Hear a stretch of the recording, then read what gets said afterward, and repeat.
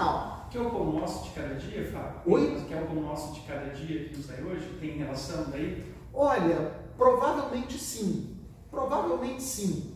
Mas eu não posso desenvolver muito isso, porque eu não sou teólogo profissional, né? Mas isso, nesse caso, fica muito claro, né? Nesse caso de Moisés, a coisa fica muito clara. Porque o povo que caiu na idolatria, ele merecia ter sido aniquilado. Por quê? Porque Deus tinha acabado de dar o primeiro mandamento, né? Fazia 20 dias que Deus tinha falado do alto da nuvem: não tereis outros deuses na minha presença. Primeiro mandamento, né? Quer dizer, o mais importante, primeiro mandamento. Então o povo foi lá e violou da maneira mais, vamos dizer assim, da maneira mais crua e feia o primeiro mandamento, né? Eles fabricaram um Deus, né? Os egípcios, eles ainda tinham a desculpa de venerar o rio Nilo, né? O rio Nilo não foram eles que fabricaram, né? O rio Nilo estava lá, né? Então, sei lá, é um pouquinho menos grave a coisa. Mas não, os caras foram lá e fabricaram o bendito do bezerro, né?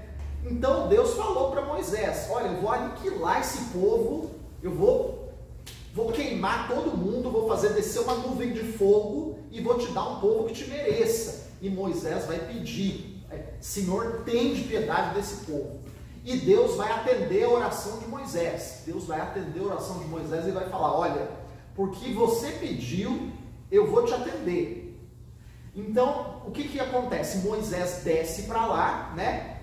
E a primeira coisa que ele faz é dar uma baita de uma dura em Arão, né? Uma baita de uma dura.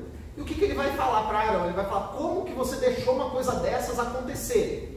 Uma coisa dessa acontecer. E a resposta de Arão é bem, vamos dizer assim, ela revela a fraqueza humana, né? Arão fala: você demorou e o povo começou a se agitar, eu fiquei com medo. Arão fica assustado com a movimentação do povo, né? Ele fica com medo de ser apedrejado, etc. Então, o que Moisés vai fazer? Moisés vai gritar ali para o povo e vai dizer: quem está do lado de Deus? Quem está do lado de Javé? E aí, a maior parte dos líderes do povo cai em si, né? E se voltam do lado de Moisés. E Moisés fala o seguinte: quem não está do meu lado, né? Quem não está do lado de Javé vai ser passado a fio da espada.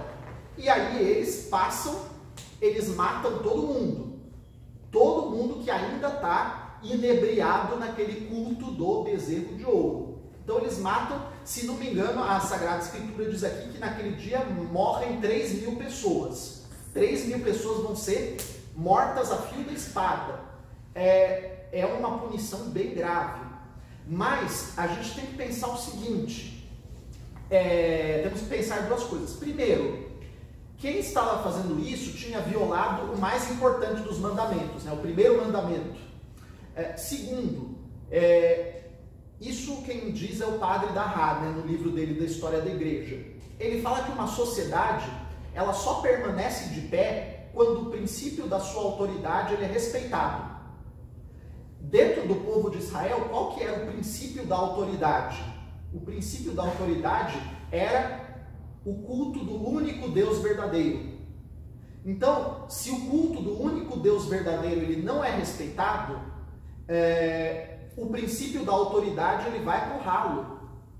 Então, quando uma pessoa viola o princípio da autoridade, ela tem que ser punida com a pena máxima, que é a pena de morte. Então, diz lá o padre Dahá, né? Ele diz: naquele caso, como o princípio da autoridade ele foi violado, então a pena de morte ela se justifica plenamente. Aquelas pessoas elas tinham que ser condenadas à morte, elas tinham que ser mortas. Senão, toda a autoridade ela ia por água abaixo, né? Ela ia toda por água abaixo. Então, é um verdadeiro balde de água fria o que acontece. É uma punição muito grave. Muitos homens e mulheres são mortos naquele dia. E Deus também vai pedir que Moisés diga ao povo que ele está irado com o povo e que ele não vai mais morar no meio deles, não vai mais residir no meio deles. Então ele manda que Moisés monte o tabernáculo fora do acampamento. Ele fala, olha, eu só vou conversar com você agora fora do acampamento. Eu quero me retirar do meio deste povo infiel, deste povo idólatra. Então Moisés vai conversar com Deus fora do acampamento. E o povo, quem sobrou ali depois daquela bagunça do bezerro de ouro, né? Quem sobrou daquela bagunça, o povo vai fazer penitência. O povo vai fazer jejum, o povo vai fazer oração, o povo vai dar mostras de arrependimento, vai dar mostras de profundo arrependimento. Então, Moisés vai pedir a Deus que volte a habitar no meio do povo, né? E depois que Moisés sai de dentro do tabernáculo, ele sai como? Ele sai com o rosto brilhante. O rosto dele brilha tanto que as pessoas não conseguem olhar para ele. Então Moisés, depois de conversar com Deus dentro do tabernáculo, as pessoas pedem que ele ponha um véu no rosto, porque elas não conseguem olhar para Moisés, de tão luminoso que fica o rosto dele, né? Por quê? Porque Moisés ele tinha esse privilégio de falar com Deus face a face, né? Ele era, se não me engano, foi o único homem que teve esse privilégio, né? Então ele saía do tabernáculo com o rosto brilhante. Muito bem.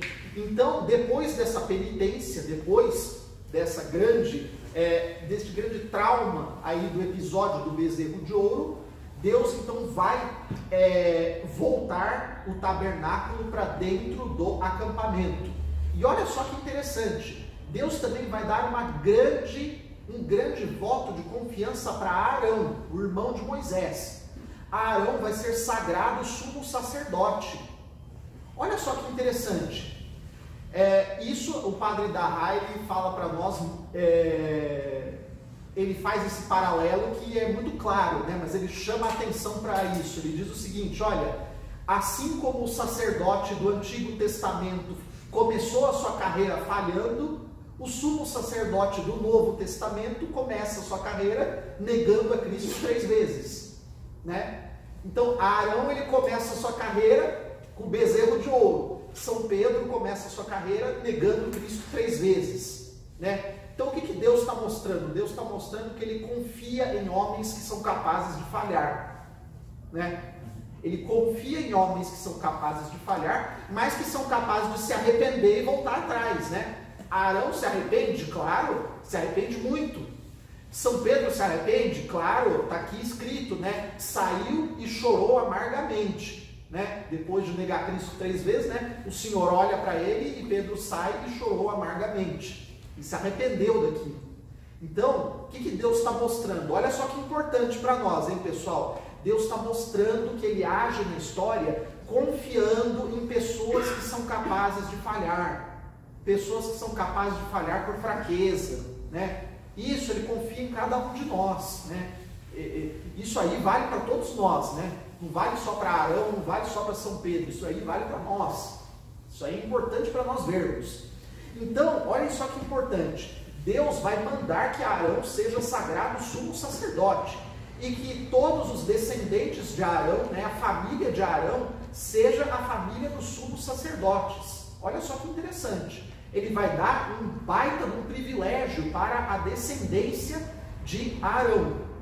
Muito bem. Então, aqui no livro do Levítico, vai ser contado todo o processo que Deus vai mandar fazer para sagrar Arão e seus filhos como sacerdotes. Muito bem. E o que vai acontecer de cara logo depois que Arão e seus filhos vão ser colocados na função de sacerdotes?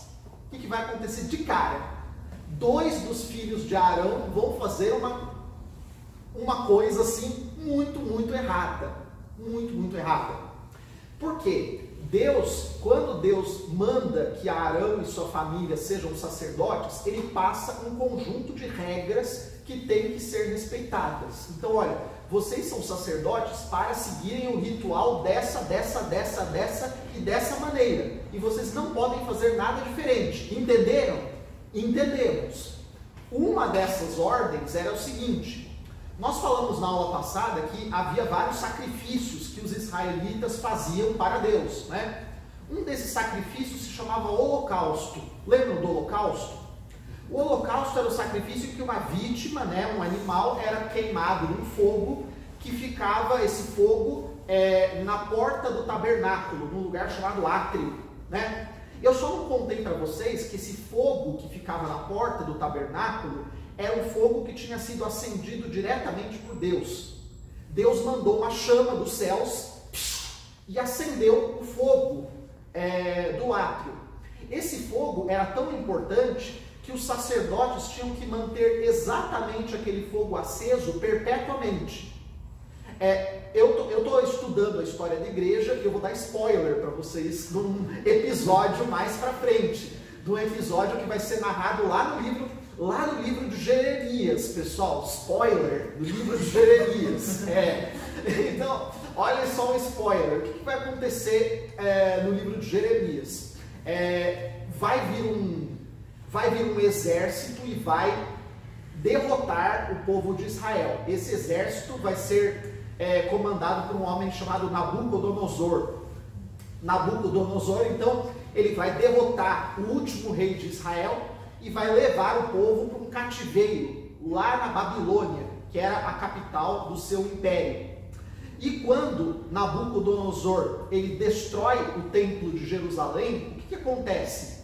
Alguém ali, algum dos sacerdotes do templo, consegue pegar uma tocha com aquele fogo que estava com aquele fogo que tinha sido acendido por Deus. E durante o cativeiro da Babilônia, ele consegue esconder aquele fogo debaixo de algum lugar. E então, durante os 70 anos que os israelitas ficam no cativeiro da Babilônia, eles mantêm exatamente aquele fogo escondido. Por quê? Porque Deus mandou que aquele fogo nunca se apagasse. Exatamente, mandou que aquele fogo não se apagasse. Então eles conseguem preservar aquele fogo escondido mesmo depois de destruído o templo. Fechado parênteses, é só esse o spoiler, não vou contar o resto. Mas, muito bem, então vocês veem que Deus dava uma importância muito grande para que o fogo fosse aquele, tinha que ser aquele fogo para consumir os holocaustos. E o que fazem dois filhos de Arão, no primeiro dia que eles vão oferecer holocaustos? Eles pegam um outro fogo, né? Eles pegam um outro fogo, um fogo estranho, para oferecer holocaustos. E aí, olha só o que vai acontecer. Os dois se chamavam Nadab e Abiú. Olhem só, isso é narrado no livro do Levítico. Os filhos de Arão, Nadab e Abiú, tomaram cada um o seu turíbulo. Turíbulo, vocês sabem o que é, né? Puseram neles fogo e incenso e ofereceram ao Senhor um fogo estranho, que não lhes tinha sido ordenado. Saiu então um fogo de diante do Senhor que os devorou, e morreram diante do Senhor. Olha, então, olha só o castigo que pesado. Se a gente olha para isso, a gente pode pensar, nossa, né, que coisa assustadora, né? Deus é muito severo. A gente tem que pensar da seguinte maneira: a quem muito foi dado, muito será exigido, né? A família de Arão tinha sido dado o quê? Tinha sido dado o sacerdócio por todas as gerações, né? Ou por um conjunto muito grande de gerações, até que chegasse o Messias, né? Até que chegasse o Messias, o sacerdócio ficaria na família de Arão. Foi dado muito para esse pessoal. Então eles tinham que fazer o quê? Eles tinham que seguir à risca o que Deus mandou. Então no primeiro dia, logo depois de ser ordenado, olha, vocês não vão fazer o sacrifício com outro fogo, eles trazem um fogo estranho, então eles são mortos, sai um fogo de dentro ali do tabernáculo e consome os dois. Os dois são queimados, então vivos, ali na frente. Então, o que isso nos ensina? A quem muito foi dado, muito será exigido. Olhem só que interessante, pessoal. Eu não sei se vocês já estudaram um pouco a história das heresias. Já estudaram um pouco? Então, logo que o cristianismo surgiu, né? Logo que o cristianismo se completou, né, a revelação cristã, logo que ela se completou, surgiram várias heresias, né? Uma dessas heresias ela foi formulada por um homem chamado Marcion. Marcion ou Marcião, né? Depende do jeito que pronuncia. Marcion ele viveu no século I depois de Cristo, quer dizer, pouco tempo depois da morte de Cristo.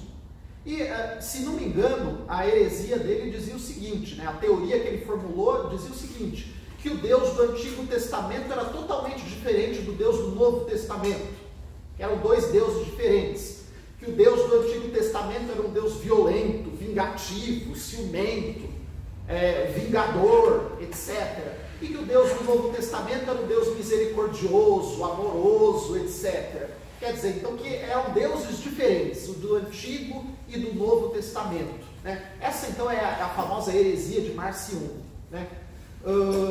Claro, hoje em dia, ninguém defende com unhas e dentes a heresia de Marcion, mas existem pessoas que, assim, é uma coisa que está meio diluída no meio cristão, não é?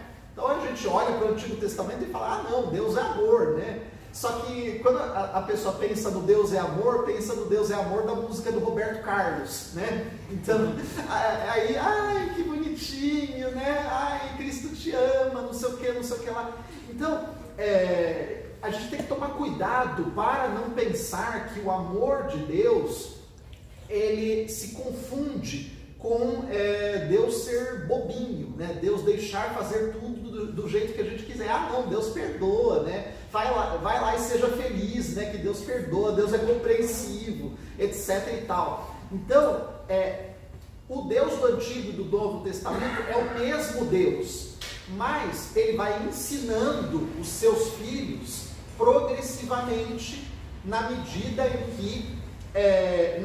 que o tempo vai passando. Vocês lembram que eu falei na aula passada que Deus é ao mesmo tempo o quê? Deus é ao mesmo tempo professor e médico, né?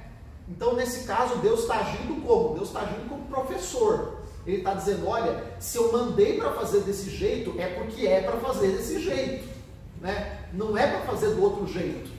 Então, isso aí fica muito claro nesse episódio aí dos filhos de Arão.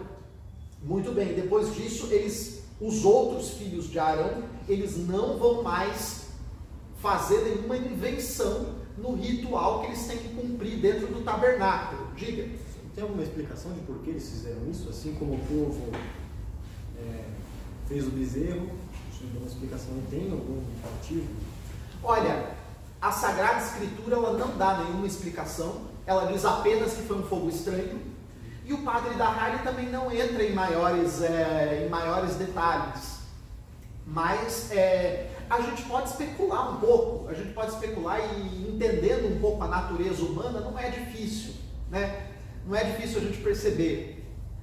É difícil falar isso, né? Mas às vezes a gente vai na missa e a gente vê umas coisas, né, que a gente vê padre inventando oração eucarística, né? A gente já não viu isso? Nossa. Pois é, né? Penitencial. Oi? Eu vi no Face um ato penitencial com música sertaneja. Então, eu vou inclusive eu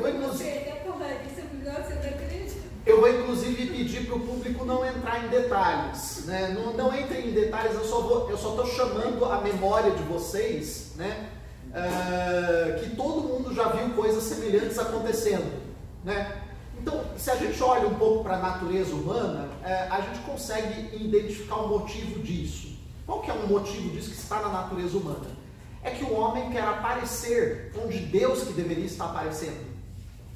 Então, vamos pensar, quando um sacerdote ele inventa a oração eucarística, inventa ato penitencial, inventa parte da missa, o que ele está fazendo? Ele está aparecendo onde Deus deveria aparecer, onde só Deus deveria aparecer, né? Isso é típico da natureza humana. Por quê? Porque o homem quer se mostrar. A natureza humana ferida pelo pecado original, né? É complicado isso. Fala, Mike. Isso pode ser um tipo de idolatria? Olha, se isso pode ser um tipo de idolatria, a idolatria hoje em dia, entre os cristãos, geralmente os teólogos, Eles dizem que a idolatria hoje em dia para o cristão, ela se manifesta quando o cristão, ao invés de seguir Deus, ele segue algum movimento de suas paixões, né? Então, de algum modo, eu acho que teria a ver com alguma idolatria nesse sentido, né? Por quê? Porque o homem está seguindo um impulso seu ao invés de seguir a ordem de Deus, né? Ao invés de seguir a ordem de Deus. Então tem a ver com isso. Muito bem. Diga, Larissa. Paulo, quando eu tinha visto um pouco sobre isso, fala que eles poderiam estar possivelmente embriagados. Isso também poderia ter ocorrido ou não? Não sei. Você viu isso em algum lugar? Na verdade, foi mais quando eu fui estudar por conta mesmo, né? Pois é, a gente não sabe de onde vêm as coisas que a gente vê por aí, né? Então, eu sempre tomo muito cuidado com as fontes da informação. Eu não sei, a única coisa que dá para saber é isso, né? Que foi um fogo estranho, e olhando para a natureza humana, né, a gente percebe que o homem ele tem essa tendência a querer modificar as coisas para aparecer, né? Isso aí é típico da natureza humana. Muito bem.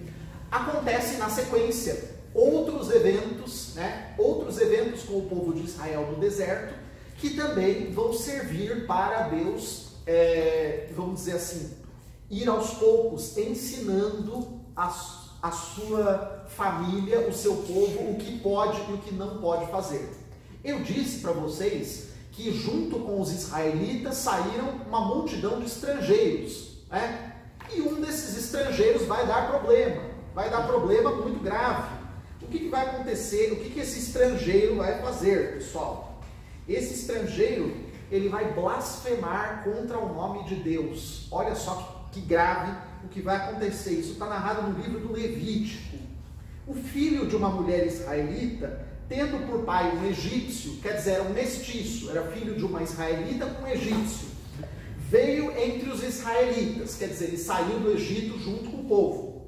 E discutindo no acampamento com um deles, o filho da mulher israelita blasfemou contra o santo nome e o amaldiçoou. Olha que grave, muito grave isso. Sua mãe chamava-se Sulamite, filha de Dabri da tribo de Dan. Puseram esse homem, puseram-no em prisão, até que Moisés tomasse uma decisão, segundo a ordem do Senhor. Então o Senhor disse a Moisés: faze sair do acampamento o blasfemo, e todos aqueles que o ouviram ponham a mão sobre a sua cabeça, e toda a assembleia o apedreje. Dirás aos israelitas: todo aquele que amaldiçoar o seu Deus levará o seu pecado. Quem blasfemar o nome do Senhor será punido de morte. Toda a assembleia o apedrejará. Quer seja ele estrangeiro ou natural, se blasfemar contra o santo nome, será punido de morte.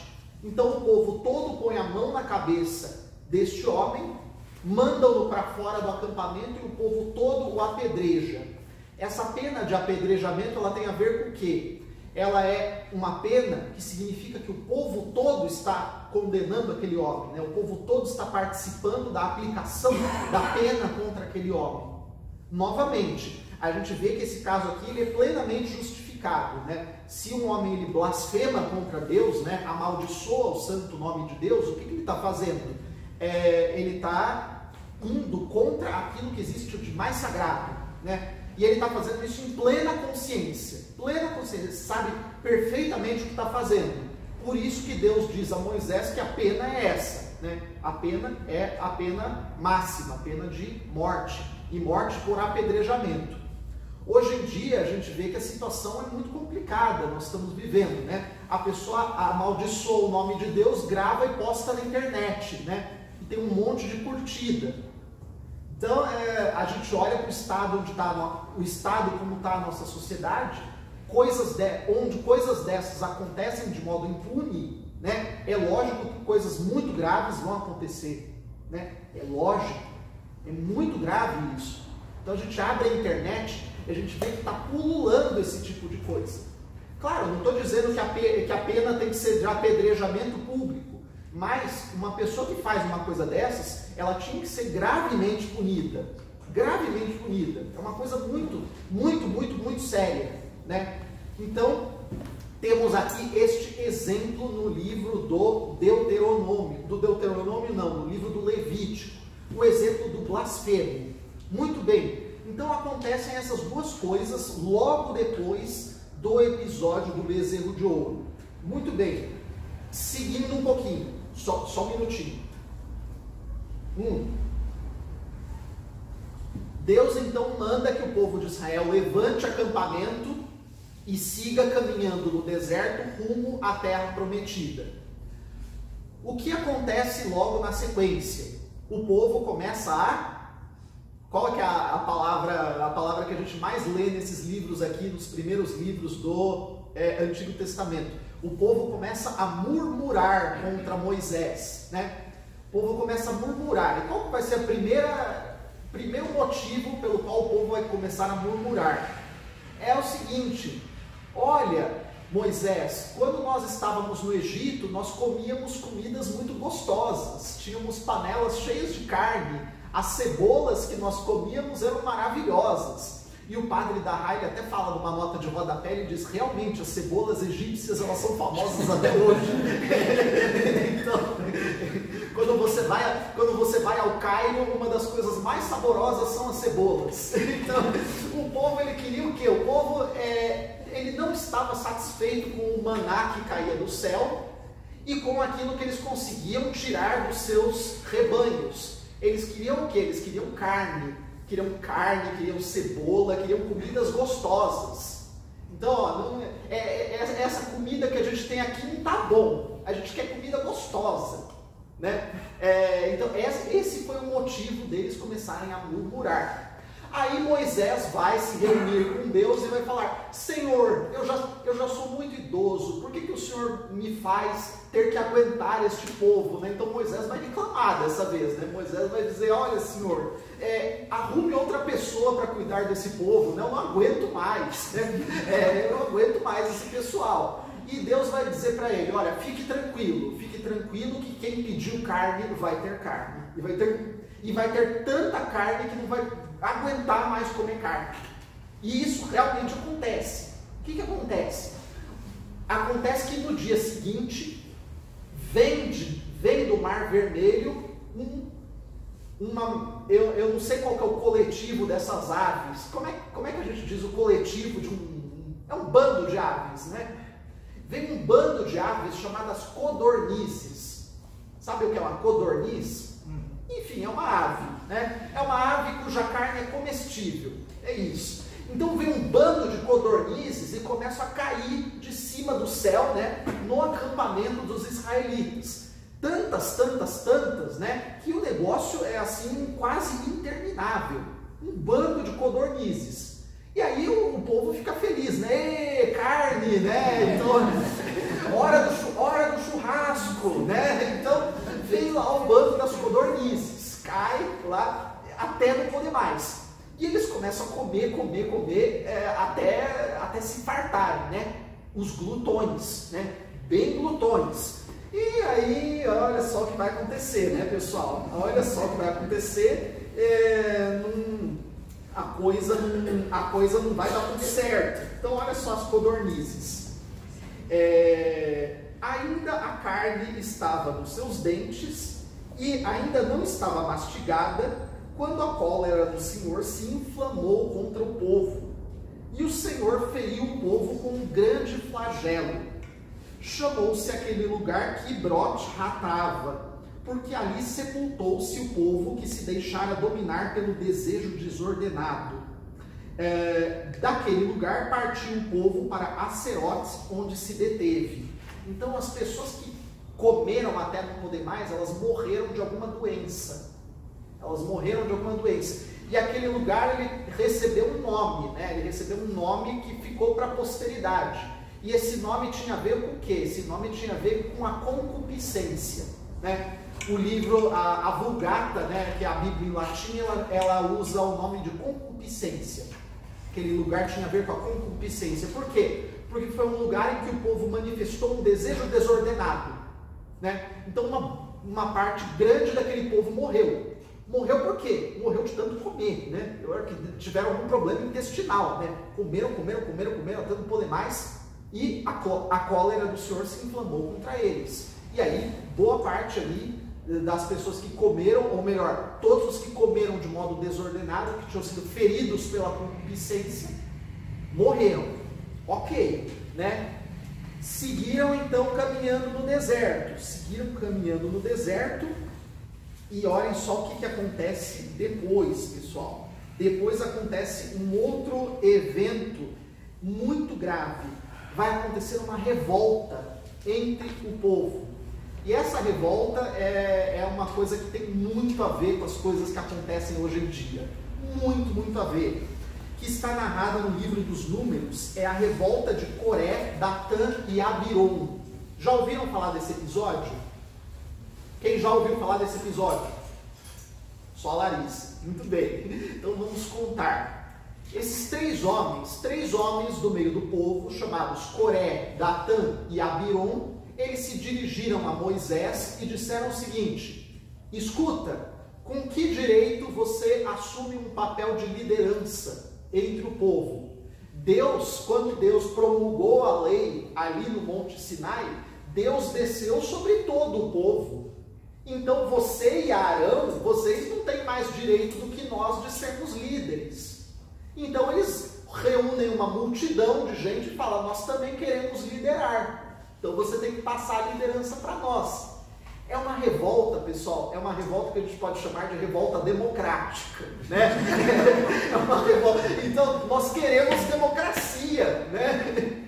Os caras chegam e falam que nós queremos democracia.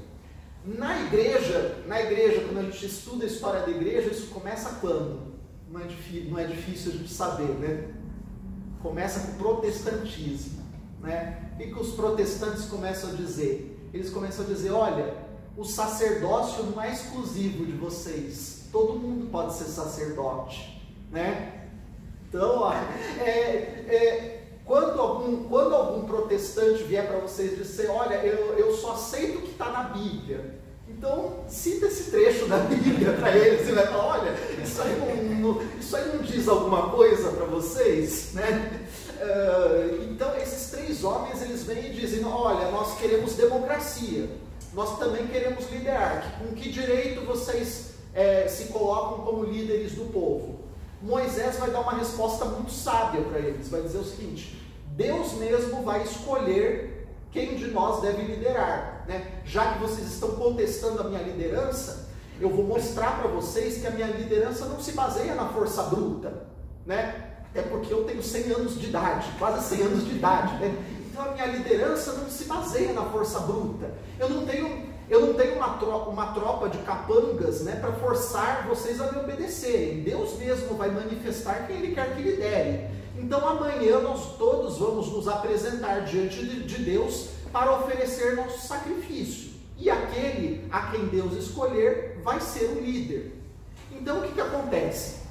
No dia seguinte, Moisés, revoltosos, eles se apresentam diante de Deus com os seus turíbulos, né? Que vocês sabem o que é o turíbulo, existe até hoje. Então os três se apresentam diante de Deus. E o que acontece? Deus vai falar para Moisés: mande todo mundo sair de perto das tendas de Coré, Datã e Abirom, porque eu vou engolir eles e tudo que eles têm na profundidade da terra. E aí Moisés manda avisar o pessoal, fala: ó, vai ter um castigo pesado para quem estiver participando dessa rebelião. Então os próprios filhos dos dois homens vazam correndo de perto das cabanas, e as cabanas são engolidas pelo solo. O solo abre e são todas engolidas. E logicamente os três revoltosos, eles vão ser engolidos também pela terra. Eles vão descer imediatamente para as profundezas. Olha só que pesada a coisa que vai acontecer. Então isso, vocês podem contar isso para algum protestante que diga que o sacerdócio é de todos, né? Então, e vocês podem dizer: não é nem um documento de papa que está dizendo isso, é a Bíblia, é o Antigo Testamento, né? Então é isso que acontece, né? Então a rebelião, ela teve como este efeito, né? A punição, ela veio diretamente de Deus, e no dia seguinte Deus vai mandar que Moisés e Arão eles chamem os líderes das 12 tribos de Israel e que cada líder de cada tribo coloque uma vara na frente da Arca da Aliança. E aí Deus vai dizer para Moisés avisar o povo: olha, a vara daquele que eu escolher para meu sacerdote, ela brotará dela, brotarão flores desta vara. E aí o que acontece? Todos colocam as varas na frente da Arca da Aliança, e só a vara de Arão tem as flores que brotam, né? As flores brotam da vara de Arão. Então o próprio Deus manifesta que ele está escolhendo Arão e sua família para seu sacerdote, né? Então a vara de Arão, ela vai ser guardada dentro da Arca da Aliança e ela vai ficar ali dentro durante séculos e séculos, né? Vocês sabem que dentro da Arca da Aliança o que era guardado era as tábuas da lei, né? As tábuas com os mandamentos, um vaso com o maná e a vara de Arão. Era isso que era guardado dentro da Arca da Aliança. Então, esse episódio da revolta de Coré, Datã e Abiram, ele deu ensejo a esse episódio, né, a esse desdobramento da vara de Arão. Muito bem. Os israelitas chegam, então, na frente da terra prometida. Chegam na terra de Canaã. E aí Moisés vai mandar que 12 representantes, né, de Israel, um membro de cada tribo, faça uma viagem de exploração dentro da terra prometida e conte o que eles viram, né? Então esses homens, cada um desses homens, né, os 12 homens, eles fazem uma viagem na terra de Canaã, eles coletam frutos desta terra e levam os frutos para o acampamento. Qual que vai ser o relatório que eles vão passar para Moisés e para os que ficaram no acampamento? Eles vão dizer: olha, realmente, esta é uma terra em que corre leite e mel. É uma terra maravilhosa. E eles mostram os frutos que trouxeram. Eram frutos muito bonitos. Mas a maioria dos que foram dizem também o seguinte: dos 12 que foram, 10 vão falar o seguinte: olha, a gente tem um pequeno problema. Os habitantes dessa terra, os homens que estão morando ali, eles são muito grandes e muito fortes. A gente nunca vai conseguir vencê-los. É melhor a gente voltar para o Egito. É melhor a gente dar meia volta, porque se a gente for marchar contra esse povo, eles vão nos trucidar.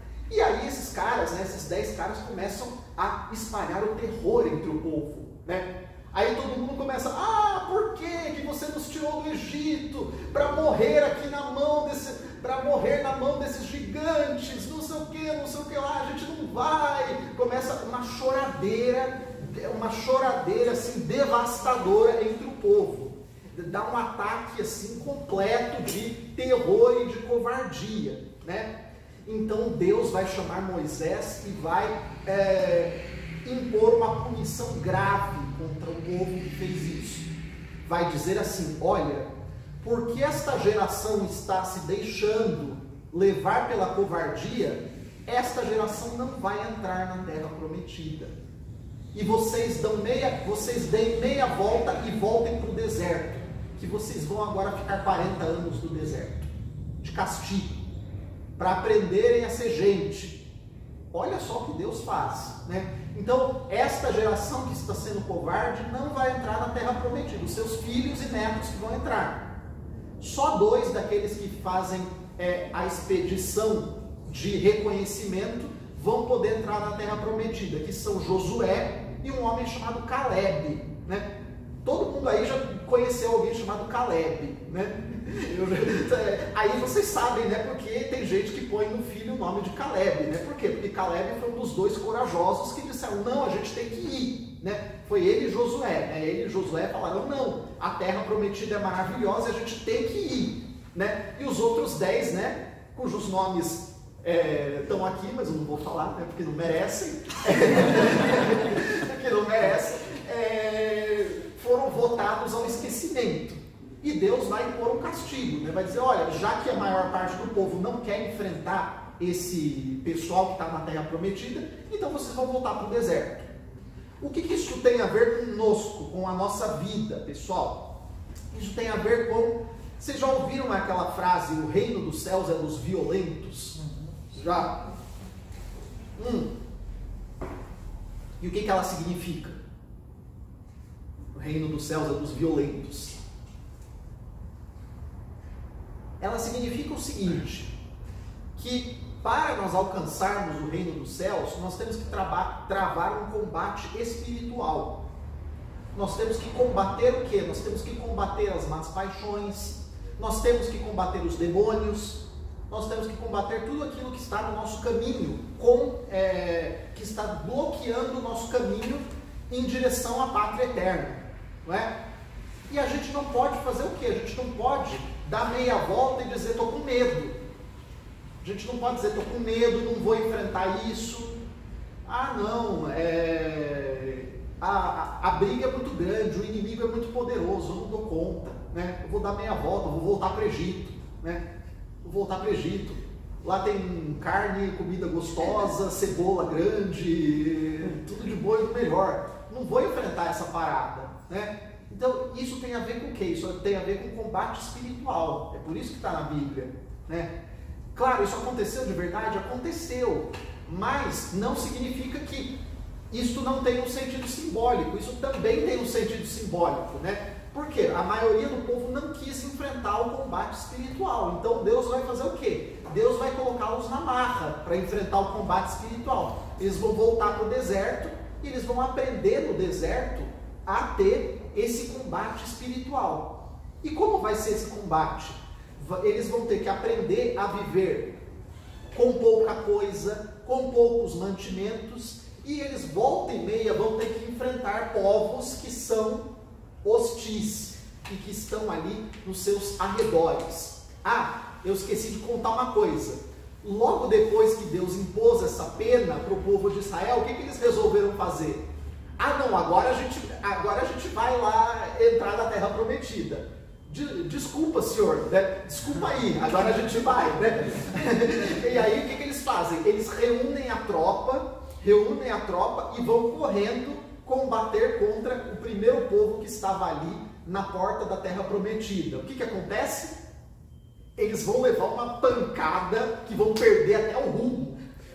Eles vão perder até o rumo. Eles vão ficar assim, zigue-zagueando durante anos. Quer dizer, eles sofrem uma derrota militar pesada.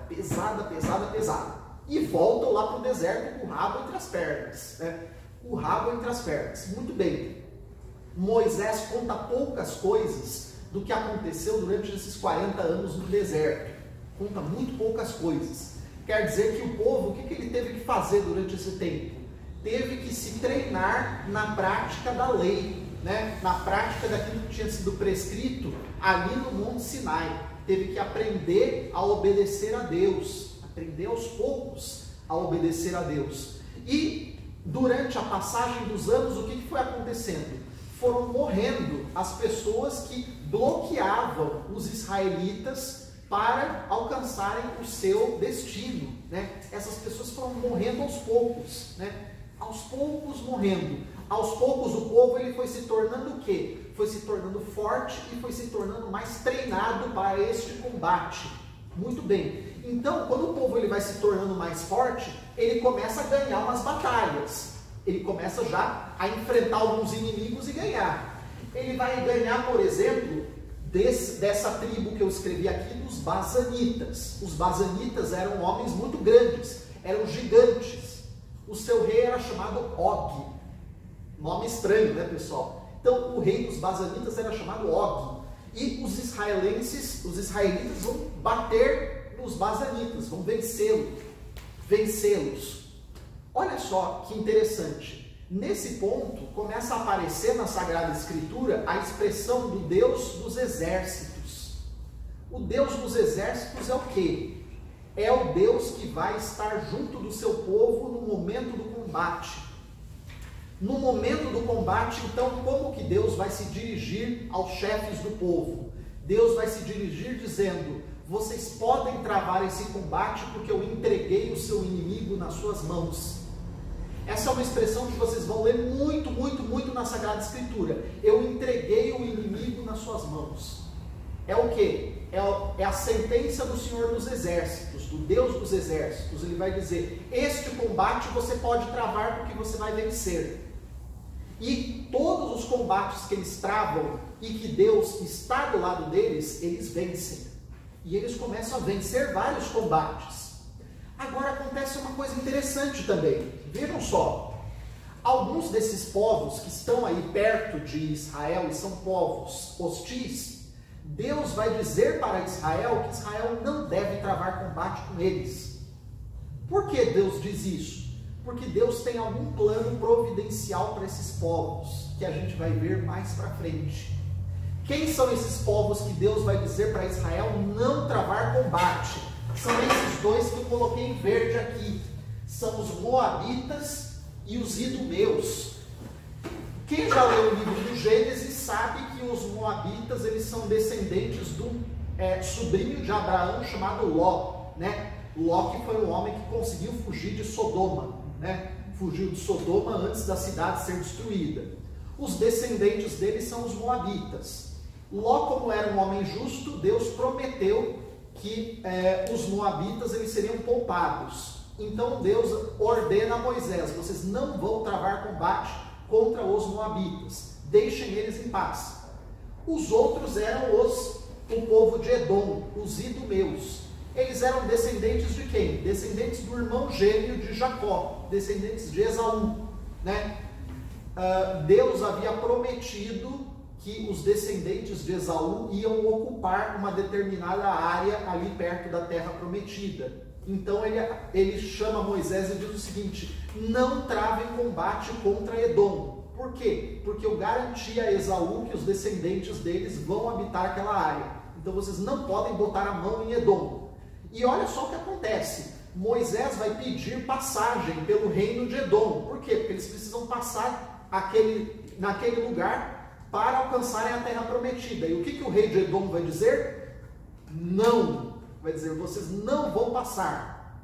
Aí Moisés tenta negociar e diz o seguinte, olha, mas a gente não vai destruir nada, a gente vai passar pacificamente, tudo que a gente consumir no seu território a gente paga, a gente devolve, etc. Então ele vai tentar negociar ali com o rei de Edom, e o rei de Edom vai dizer não, e vai chamar um exército enorme e botar na porta ali do seu reino, e vai dizer, se vocês vierem vai ter briga. E aí Moisés, o que ele tem que fazer? Ele tem que dar meia volta com o povo e trilhar um outro caminho. Por quê? Porque o Senhor dos Exércitos, o Deus dos Exércitos, disse, vocês não vão botar o dedo em Edom. Olha só que interessante. Então a providência divina, ela faz o quê? Ela também guia o mundo nas guerras. As guerras que os homens travam, o resultado das guerras, também tem a ver com planos providenciais de Deus. Né? Então Israel não pode travar guerra contra Edom e contra Moabe. Deus diz que não. Agora os Moabitas, eles têm um problema adicional. Os Moabitas, eles estão com medo. Estão com muito medo de Israel. Eles estão com tanto medo que o rei deles é um homem chamado Balaque. O rei deles, ele não está muito confiante com a promessa que eles tiveram de Deus de que eles teriam aquela terra. Então esse rei chamado Balaque vai chamar um profeta, um homem inspirado, chamado Balaão. Já ouviram falar dele? Já, né? Esse nome vocês já ouviram falar. Vai chamar este homem, esse profeta, um homem muito inspirado chamado Balaão, e vai mandar que Balaão vá até perto do acampamento dos israelitas e pronuncie uma maldição contra eles. Você vai pronunciar uma maldição contra eles e essa maldição vai se apoderar deste povo e eles vão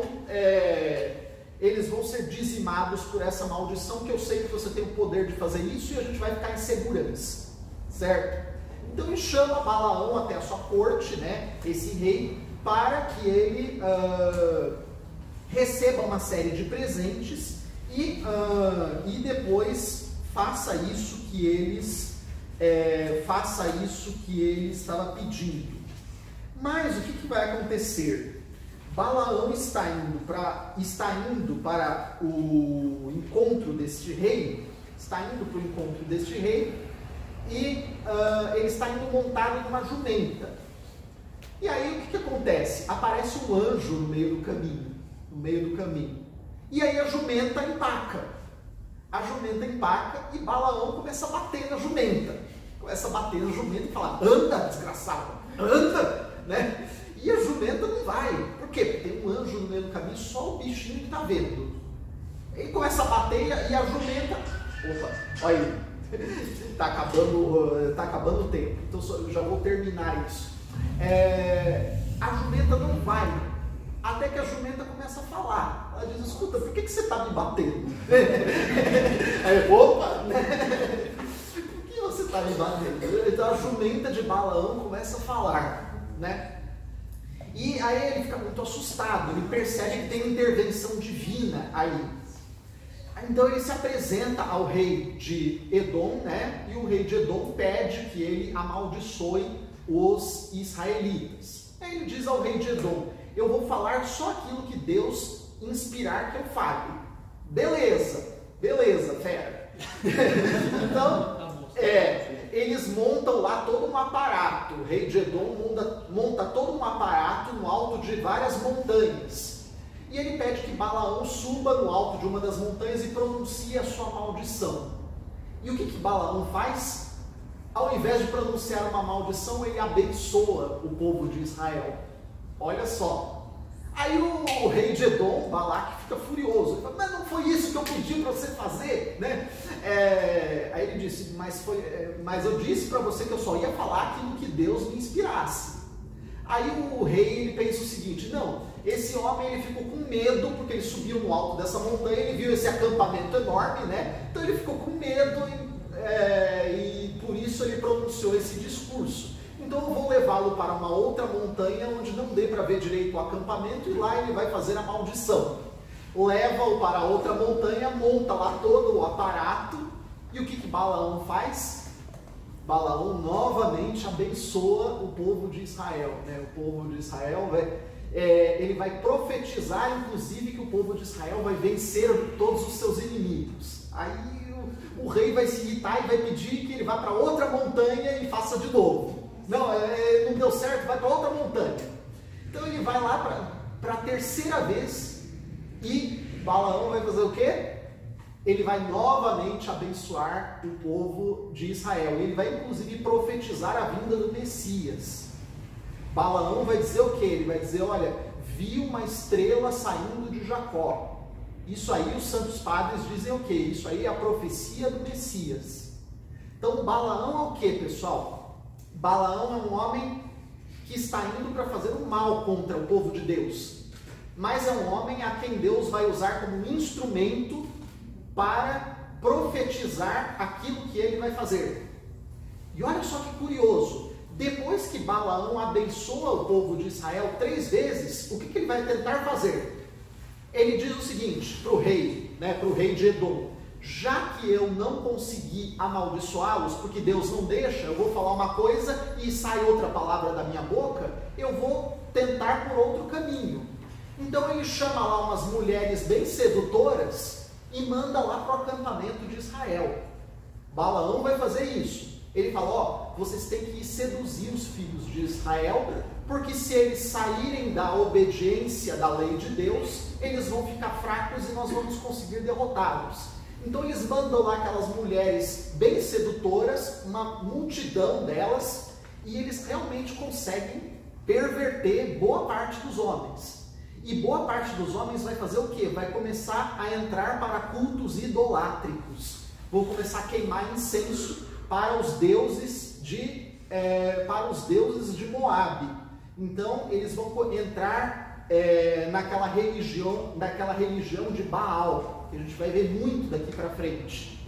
Então eles vão se meter na promiscuidade e vão se meter na idolatria. Balaão, então, ele é um exemplo do quê?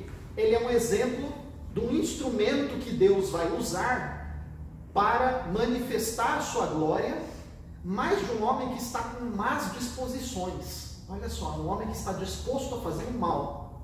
E depois disso, o que Moisés vai fazer? Depois disso, Moisés vai mandar expulsar todas aquelas mulheres, matar todo mundo que estava entrando no culto idolátrico e fazer uma guerra contra o povo de Madian, os madianitas, que tinham mandado essas mulheres para lá. Essas mulheres, boa parte delas vieram de Madian, que era um dos povos que estavam ali nos arredores. Muito bem.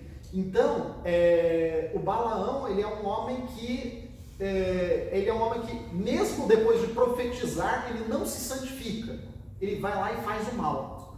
O que isso ensina para nós? Lembra o que o Cristo fala no Novo Testamento?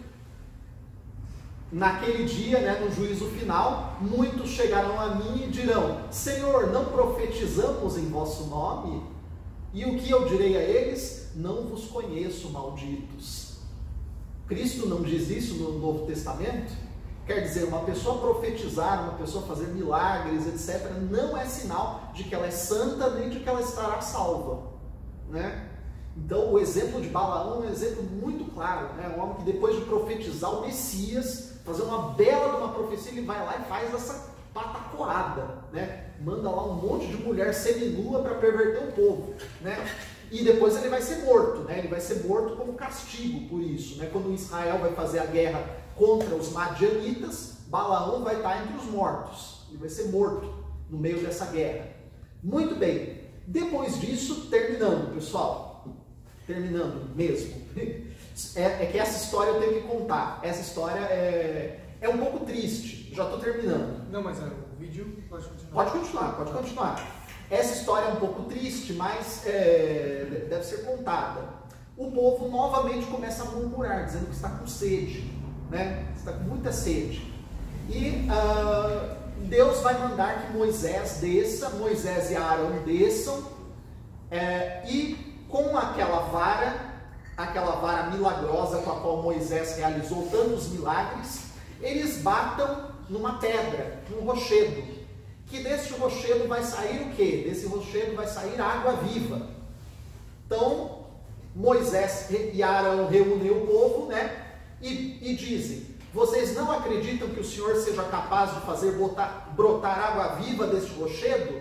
Pois vejam só. E Moisés vai fazer o quê? Ele vai pegar e vai bater 2 vezes no rochedo. E aí sai uma fonte de água viva. Esse lugar recebeu o nome de Meriba. Vocês já ouviram isso na missa, né? Já ouviram isso na missa. Deus vai chamar então Moisés e Arão e vai dizer o que para eles? Vai dizer o seguinte: olha, eu disse para você bater 1 vez com a vara na pedra, você bateu 2 vezes, você duvidou. E porque você duvidou, vocês dois duvidaram, vocês não vão entrar na terra prometida. Olha só que castigo que ele vai dar a Moisés e a Arão. A gente olha para isso e a gente fica assustado, né? Nossa, né? Que coisa pesada, né? Mas vejam, Moisés, ele já estava no fim da vida. Ele tinha um caminho de anos e anos convivendo face a face com Deus, né? Aí vocês têm que lembrar: a quem muito foi dado, muito será exigido. Moisés, então, ele não podia duvidar. Por isso que Deus vai dizer isso para ele: olha, porque você duvidou, você vai ser punido. Você não vai entrar com o povo na terra prometida. Então, Arão, né, vai morrer pouco depois. E Moisés, Deus vai pedir que Moisés suba no alto de um monte. Deus vai mostrar toda a terra prometida para ele. Vai mostrar e vai dizer: esta é a terra que eu darei aos descendentes de Jacó. E esta é a terra em que você não vai entrar. E Moisés vai morrer no alto de um monte, né? Vai morrer com 120 anos. E antes de morrer, ele vai passar o comando para Josué. E Josué vai ser o responsável por levar o povo de Israel para dentro da terra prometida. Então esse é o final da vida de Moisés. Nós não sabemos onde Moisés está enterrado. Moisés subiu ao monte, ele morreu em cima do monte, do qual dava para ver a terra prometida, mas não dá para saber onde ele está enterrado. O padre Dahar dá uma ideia sobre isso, né, uma interpretação sobre isso. Ele fala que provavelmente, se nós soubéssemos onde é o túmulo de Moisés, né, provavelmente viraria um local de culto idolátrico, né? Então provavelmente Deus impediu que se soubesse onde Moisés está sepultado para evitar que isso acontecesse. Então a gente não sabe onde ele está sepultado, mas ele teve essa morte. Nós sabemos depois pelo Novo Testamento como que se diz sobre Moisés. Se diz sobre Moisés que nunca houve um profeta como ele, né? Então Moisés ele foi levado ao paraíso. Provavelmente ele está... nós sabemos que Moisés está no paraíso, né? Moisés é um dos santos da igreja, né? A gente sabe que no Antigo Testamento existem pessoas que estão no ranking dos santos, e Moisés é um deles, né? Então ele teve essa punição de não entrar na terra prometida material, mas ele entrou na principal das terras prometidas, né? Ele teve o prêmio da vida eterna, isso nós sabemos. Então é isso, pessoal, esse é o resumo dos 40 anos de Israel no deserto. E na nossa próxima formação nós falaremos da conquista da Terra Santa, né? Sob já o comando de um outro líder, que é sob o comando de Josué. Aí eu deixo aqui aberto a dúvidas, se alguém quiser tirar alguma, e se houver tempo, se a Carol não mandar encerrar os trabalhos imediatamente. Você que decide, Carol.